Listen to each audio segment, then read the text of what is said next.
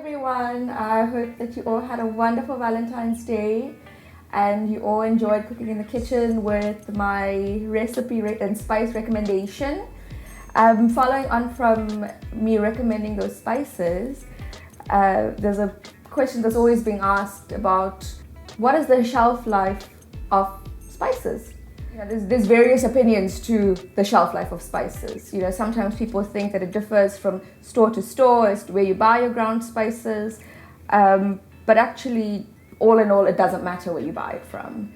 Ground spices have a very short shelf life. When I say short shelf life, 3 to 6 months at the most, and I'll be talking to you today about that. So I have my utensils. This is my absolute go-to when it comes to grinding spices, but this utensil is one of my favorite, but it's also an absolute labor of love doing this. I use my pestle mortar when I have time, and I use it for particular spices. So I've got some coriander. I'm gonna do cumin because this is one of the simplest to do. And the trick is to not overload your vessel. And together with this, I also use my old and faithful Sunbeam coffee grinder. So, like I said, depending on the kind of spice that you want to grind, you would use, you want to grind cinnamon, for example. This is really hard, it's really woody. You could break it into the tiniest little, size, but put it in here, start bashing, you're going to be here all day. So if I do a garam masala, going back to what I recommended in the last episode, a garam masala has woody spices. They have cloves and cinnamon and mace. That doesn't work really well in a pestle mortar. I would just put that into my coffee grinder. This is really accessible. It's nothing fancy. It's nothing over the top. If you're an avid coffee drinker, you would have one at home. This, you grind nuts, chocolate, spices. So it's a very simple, very well-priced kitchen utensil to have. This varies. This you could get like this. You could get a wooden pestle mortar. Mine is granite. You could get marble, but marble is really, really porous. So you tend to, depending on what you put in there, especially wet ingredients, might absorb the wet ingredients. Ceramic, so it varies vessel to vessel, and the ingredients you could use it for also differs.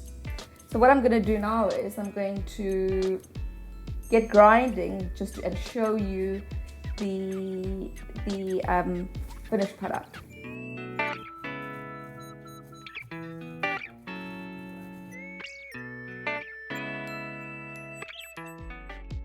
So this is what it looks like after at least 2 minutes of grinding. I mean, you could go longer to get a finer powder, but I wish that you could smell it, because the transformation from seed to now ground without applying any heat to it, because that also changes the aromatic and flavor profile, is completely different.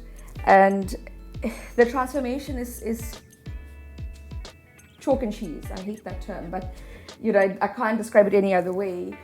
So I think what would be a good exercise is to go and buy the smallest bag of ground cumin in a store. Doesn't matter where it is. And then buy a little bag of cumin seeds. Put it into your pestle mortar. If you don't have a pestle mortar, Yappy Chef is your friend.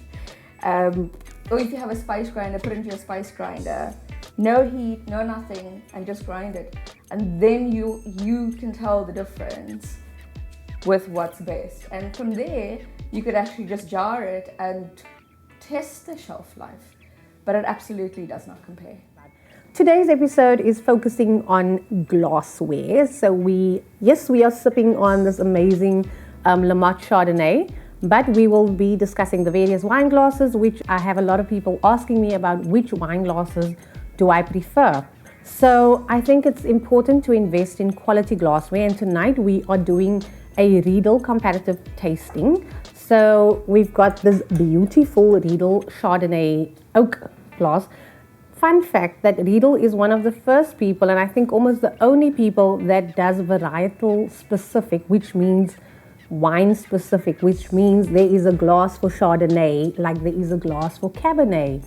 So, I mean, how insane is that? But it's so strategic in the sense that each glass, or the bowl is specific, the stem, oh shit, I forgot what you call this, but yeah, I think the foot of the glass and in the rim. I mean, if you look at this, oh, yeah, sorry, that's a spill. If you look at the bowl, because it's Chardonnay, you want to get the most out of the bouquet of the wine. So you really want to experience the wine at its optimum, which, yeah, if you look at in comparison to the other wine glasses, you might not get that. So when we look at investing in wine glasses, specifically varietal specific, and the reason I chose Le Motte tonight was actually because they are one of the few people that I know of that focuses on varietal specific tasting. So you can actually go to Le Motte and do a Chardonnay tasting out of a Chardonnay glass. This Chardonnay is oaked in, I think it's French oak barrels. The nose, butter, lemon, and Granny Smith apple. Is Granny Smith the yellow one? I can't remember, but whatever the yellow apple is, if she's not the granny, then that's the wrong name. But that yellow apple that is just giving you the most delicious nose is what we are after. So many people also ask me about stemless glassware. Now, I am not a hater. I like every glass, and there's a place for a glass in any occasion. The reason why I wouldn't necessarily drink out of a stemless glassware at home would be because when you hold the glass like this, so you're basically warming up the wine, and if it's a white wine, you want it to keep it chilled, you want to keep the temperature. That's why the stem is so important. It's not just there as a decorative item. It's sexy, yes, but it also serves a purpose of keeping the wine chilled so that you don't want to warm it up. In this instance, if you wanted to warm it up, you would just lightly cup it with your hands. So when you think of outdoor events where you're worried about spilling your wine, or worried about kids being in the area, like as I said, there's a place for stemless glassware. Look at your surroundings, look at the occasion, what is the function or what is the event, and there will probably be an event for stemless glassware. So it's not lost, there's a place for each glassware. This one, still Riedel. I normally enjoy my red wines out of this one, although as you'll see, it's very well balanced. So instead of the bigger bowl where the wine is opened and exposed, this one is a bit more, I don't know, narrow. And so everything in the bouquet will lay around here. It will be within the glass. So different, I won't even lie to you, like the nose on this one is so much more prominent than the bouquet as opposed to the one with the narrow stem. So when it comes to white wine, you really want to be drinking out of a quality white wine glass. Glassware is important, and I feel like if you are serious about drinking wine, whiskey, sherry, you should be equally as serious about investing in quality glassware. If anybody is testament to drinking out of those horrific catering glasses, you'll know that sometimes even your best or your favorite wines can be totally lost because of the wrong wine glass. Look at your surroundings, look for places that gives you an experience where you can not just taste the wine, but also do a comparison between the same wine in different wine glasses, because I assure you there will be a major difference. And my friends know me for this. I am a bit of a wine snob. Well, not wine snob, wine glass snob. Like if you serve wine to me in a non-friendly wine glass, let me call it that, or a catering glass, I shall decline, because quality is everything, and I shall not be drinking wine or doing a sacrilege to wine out of a crap glass. So yeah, wine glass 101, invest in quality and do a comparison. The bottle of wine is X amount, your wine glass should probably be in the same group. So yeah, until next time, look forward to seeing you. Please send any topics that you want us to discuss, and we look forward to seeing you again. Cheers! Knowing the tools of the trade is very important, because if you're a plumber, an electrician, you know your tools, and you know what each tool does and how it changes your job and how it makes it easier. And part of whiskey as a lifestyle is nosing whiskey. You know, if you're not nosing your whiskey, then you're not really, if it's just whiskey you just get and put an appetizer in and drink, you're not a whiskey drinker. You just like whiskey. That's it, you know. Whiskey drinkers, I like to call them, you know, or appreciators. Whiskey appreciators. Nosing is part of the journey. Most of what you will do comes from the nosing. The dark rum wood finish was aged in American oak and then finished in rum barrels. So you're getting a lot of the rum notes, you know, and if you drink rum or have had rum before, a good rum, then you'll notice the toffee, you know, sweet tones coming out. And I felt that this is perfect for our journey of discovering the glassware that comes with whiskey life, okay? So to start off with, I have this is the Glencairn, which is pretty amazing because you can kind of just hold it like that, nose your whiskey, and you're good to go. You don't really want to hold your glass ever like this because then you're warming your glass. And with whiskey, if you alcohol, basically alcohol, heat, evaporation. I think you get the idea. Then I'm missing one, which is the Norland. I haven't been able to find the Norland locally. If anyone knows, hit me up in the comments. I'm definitely looking for one of those. I want to try it. So I'm gonna pour right in, and we'll go right through from the Glencairn to the Copita, your traditional glass, and this actually is a cognac glass. So I use this a lot more for the high ABV whiskeys because its base is kind of wide and comes really at the top, which allows a little bit of air to kind of play in there and do its thing. So, and when you're tasting, you don't really want to pour a very heavy dram, you know? You want to go kind of light because what you're just trying to get is just a little bit of the notes playing around with the Glencairn. I like it for this, you know, and most of the time I want to look at my whiskey and say, okay, how oily is it? So, you know, as it ages in the barrel,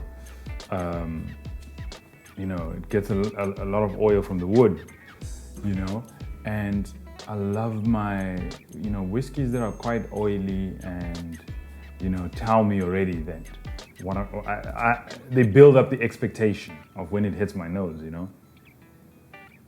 You know, this is, oh man.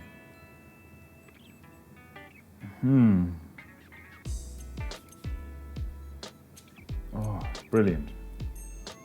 So that's nosing with the Glencairn, and the idea of this glass, why this one became pretty common, is how it captures. You know, the length of the nozzle allows the alcohol to kind of just get captured like somewhere right there, just preparing it to get into your nose as it hits, you know. Equally the same with the Copita, but the Copita has a nice little handle, you know, like with your wine glasses.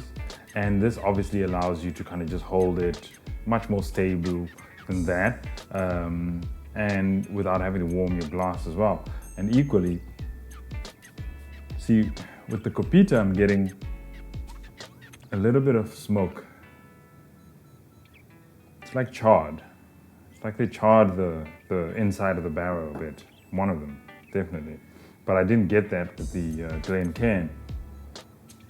Still there, I guess, but maybe it's because my nose kind of went there already. This one is I use this more for my everyday whiskeys because traditionally people have just associated normal tumblers like this that are really crystal kind with a nice little design on it with whiskey. But really, it's not a tasting one. I wouldn't go tasting with one of these. It's too broad, it's too open. You know, air just gets in. By the time it gets to my nose, everything has just gone over my head. It's disappeared, you know. So even if it's a different, totally different to that. Like, I don't even know. Yeah, it's very light because it's just way too open. So this is definitely not a tasty one. If you invite me and you give me tasting, that probably really amateurish. So I'm gonna be a snob about this. The cognac ones, I love these because, you know, it's especially with the high ABV whiskeys, because the higher it is, it's most likely really gonna knock your nose, you know, and you don't really, you know, especially if you're tasting something for the first time. If you burn your nose, then you're not even going to enjoy it already. Your perception of what that whiskey actually is totally different. But as you can notice, I don't know if you can see it through the can, TP, the copita and the cognac glass really capture the oils. Really, like this is pretty similar. And whereas the Glencairn did do that, but maybe it's because I touched it before I showed it to you. Yeah, see, these are quite thin. Maybe it could be the type of glass they're using in there. But I love the cognacs. It always just looks so much better in a cognac glass.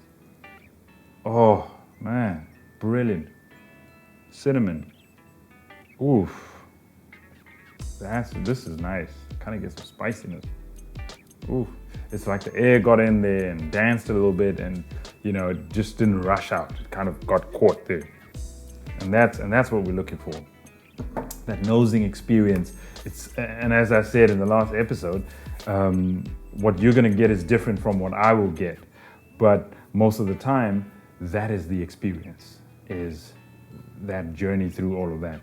Then the brandy glass, kind of pretty much the same. I use it as well for a lot of the high ABVs, or if I'm having an everyday one that I want to have a lot of ice in it, but I also don't really want to have it closed like that. Mostly in winter, I use these mostly in winter because I do want to have my whiskey at room temperature, but I want to warm it up, you know, kind of like a fake hot toddy, you know. Oof. Yeah, but it's nosing pretty washed right now. This is a lovely set of Glencairns, and that's how much I love them. Usually I have the water in this as well, and but this is my all-time favorite tasting one. Then, yeah, if I'm out and about, if I visit you, I probably bring one of those. I have plenty of those. And then number 3, number 4, and here we just leave him out. He's like a substitute. Okay, so guys, it's important. Get to know your tools of the trade, and go down to your local bar and just one day have your favorite whiskey, have them put it in there. No ice, nothing, just nose it, sit there and nose it yourself and get the experience.